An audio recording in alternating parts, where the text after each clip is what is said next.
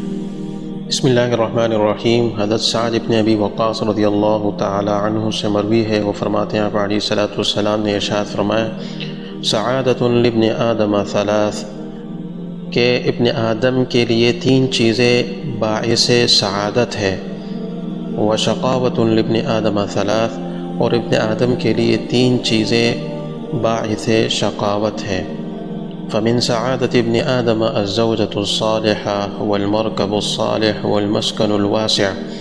ابن آدم کے لیے سعادت کی چیز وہ ایک تو نیک بیوی ہے، اور دوسرا والمرکب الصالح، اور اچھی سواری ہے، والمسکن الواسع، اور کشادہ گھر ہے۔